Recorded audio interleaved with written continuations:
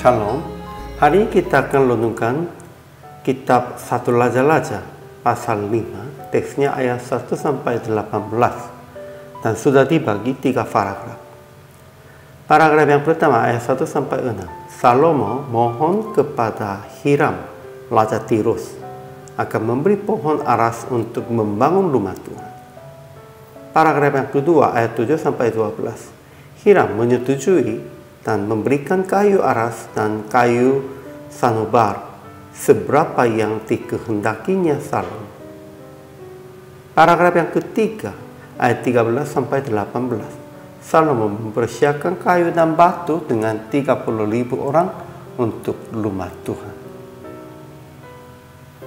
Kesimpulannya, Hiram, Raja Tirus bersahabat dengan Daud sehingga mereka saling mengutus pegawai-pegawainya, dan Salomo mohon memberi pohon aras untuk membangun rumah Tuhan. Hiram menyetujui dan memberikan kayu aras dan kayu sanobar seberapa yang dikehendakinya Salomo.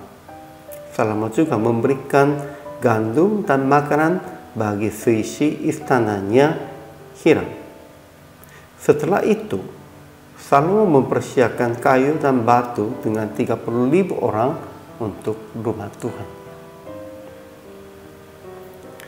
Ajaran tentang Allahnya, pertama, Tuhan telah janjikan kepada Daud, ayah Salomo, akan anaknya yang hendak ia dudukkan nanti di atas tahtanya menggantikan Daud.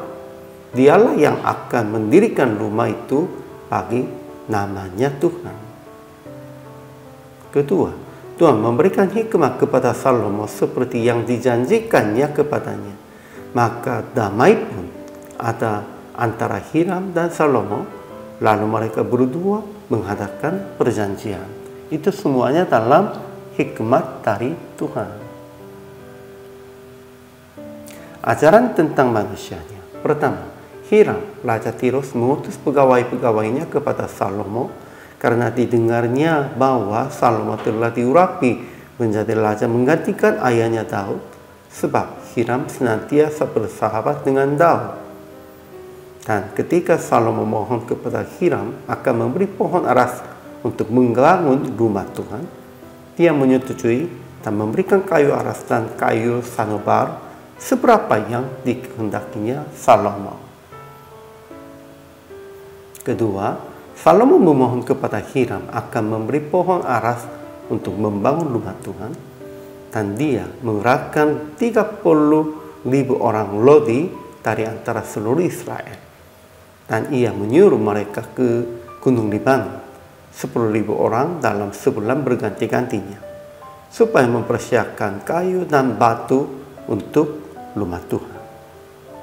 Ketiga, tukang-tukang Salomo dan tukang-tukang Hiram serta orang-orang Geba memahat dan menyediakan kayu dan batu untuk mendirikan rumah itu. Memang ada beberapa orang berpikir demikian itu. Ya, itu rumah Tuhannya itu rumah yang suci. Kalau begitu harus itu dibangunkan hanya oleh tangan orang Israel. Namun bukan. Sebenarnya Allah itu atas segala bangsa, segala raja. Sehingga lebih banyak segala bangsa, segala orang bekerja sama. Untuk itu Tuhan sudah memberikan hikmah kepada Salomo, dan pada waktu itu tukang-tukang Salomo, tukang-tukang Hiram, dan orang-orang Gebalia kerjasama untuk membangun rumah Tuhan. Aplikasi hari ini. Pertama, usaha akan berdamai dengan orang lain, komunitas yang lain dalam hikmah yang Tuhan memberikan kepada Anda. Itu bukan hanya berdamai saja, kerjasama saja.